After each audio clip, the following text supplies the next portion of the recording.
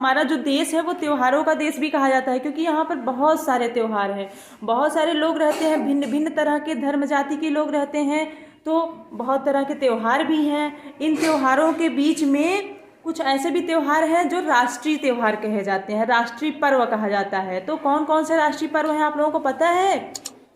Okay, मैं बताती हूँ। राष्ट्रीय पर्व 3 हैं। एक राष्ट्रीय पर्व है 15 अगस्त को जो हम मनाते हैं स्वतंत्रता दिवस, 26 जनवरी जिसको गणतंत्र दिवस कहते हैं, दूसरा हो गया, तीसरा गांधी जयंती हो गई 2 अक्टूबर। ये इन तीनों को राष्ट्रीय पर्व के रूप में माना गया है। आइए देखते हैं एक एक करके राष्ट्रीय पर्व के विषय में अपने, ठीक है। हमारे राष्ट्रीय पर्व, पहला है स्वतंत्रता दिवस 15 अगस्त। 15 अगस्त क्यों मनाते हैं? यह हमारा स्वतंत्रता दिवस है। इसी दिन हमारा भारत देश आज़ाद हुआ था। 15 अगस्त 1947 को भारत देश आज़ाद हुआ था, इसीलिए हम इसको राष्ट्रीय पर्व के रूप में धूमधाम से मनाते हैं।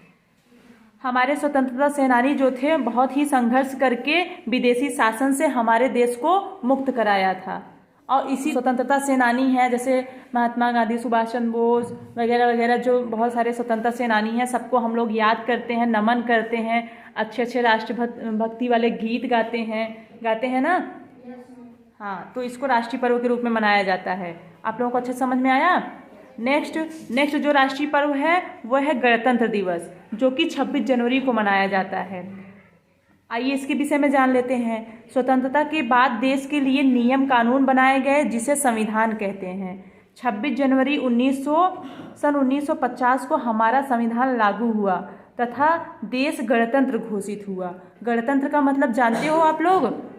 गणतंत्र का मतलब होता है जो भारत का मुखिया है, जो भारत के मेन है, वो 5 वर्ष के लिए चुने जाते हैं। वो जन्मजात नहीं होते हैं, बल्कि 5 वर्ष के लिए चुने जाते हैं। पहले के ज़माने में राजा महाराजा होते थे, एक लोग राजा हो जाते थे, उनकी जो संतानें होती थी वो आगे चल के राजा होती थी। इस टाइप का था ना पहले, जिसको राजतंत्र कहा जाता है। लेकिन हमारे जो देश में है उसमें गणतंत्र को अपनाया गया है। गणतंत्र का मतलब होता है जो भारत का मुखिया है, जो देश का मुखिया है, वो वंशानुगत ना होकर के वो एक निश्चित समय के लिए चुना जाता है। तो हमारे देश में जो मेन होते हैं जैसे राष्ट्रपति हुए, प्रधानमंत्री हुए, ये सब जो हैं इनका कार्यकाल 5 वर्ष के लिए होता है ना। एक बार चुने जाते हैं और 5 साल के लिए रहते हैं, फिर चुनाव होता है, फिर जनता अपने हिसाब से जिनको वो अच्छा मानती है फिर से चुनती है 5 साल के लिए। अगर कार्य अच्छा हुआ रहता है तो उन्हीं को फिर चुन लेती है, नहीं तो फिर क्या कहते हैं, बहुत सारे लोग चुनाव लड़ते हैं, उसमें जिनको पसंद करती है जनता,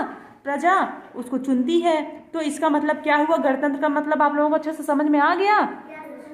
ओके, अब तीसरा जो राष्ट्रीय पर्व है वो क्या है? गांधी जयंती। गांधी जयंती 2 अक्टूबर को मनाया जाता है। इसको भी राष्ट्रीय पर्व के रूप में शामिल किया गया है, ठीक है। अब गांधी जी के विषय में हम लोग जान लेते हैं। गांधी जी का जो पूरा नाम था वह मोहनदास करमचंद गांधी था। इनका जन्म 2 अक्टूबर 1869 को 1869 को गुजरात प्रांत के पोरबंदर में हुआ था। गांधी जी सत्य और अहिंसा के पुजारी थे, मतलब ये सत्य और अहिंसा के मार्ग पर चलते थे और इसी मार्ग पर चलकर इन्होंने देश को आज़ाद करवाया था। आप लोगों के बुक में अच्छे से दिया भी है, आप लोग रीड कर लीजिएगा मेरे पढ़ाने के बाद, ठीक है, अच्छे से, क्योंकि जब ये सब पर्व आते हैं तो आप लोग अच्छे से पढ़ करके स्पीच की तरह, भाषण की तरह वहाँ पे बोला भी करिए। आप लोगों के बुक में ही तो सब कुछ है ना। वर्ष 2 अक्टूबर को हम गांधी जयंती के रूप में मनाते हैं ना। उन्होंने देश में विभिन्न जाति, धर्म तथा विभिन्न भाषा में बोलने वाले लोगों को एक सूत्र में बांधने का प्रयास किया था। मतलब राष्ट्रीय एकता में इन्होंने बहुत ही महत्वपूर्ण भूमिका निभाई थी, पूरे राष्ट्र को एकजुट किए थे। गांधी जी को पूरा देश बापू, राष्ट्रपिता और महात्मा के नाम से जानते हैं ना। कुछ लोग बापू बुलाते हैं, तो कोई राष्ट्रपिता बुलाता है, तो कोई महात्मा बुलाता है ना, सब अपने अपने हिसाब से बुलाते हैं। इनके इतने सारे नाम रखे गए हैं।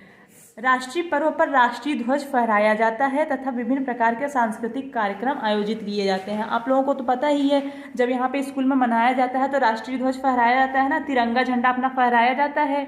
उसके बाद आप लोग बहुत सारे सांस्कृतिक कार्यक्रम, सॉन्ग वगैरह, गीत वगैरह तैयार किए रहते हैं। कोई डांस करता है उस पर, तो कोई गाना गाता है ना। अच्छे से आप लोग मनाते हैं ना। वही सब है।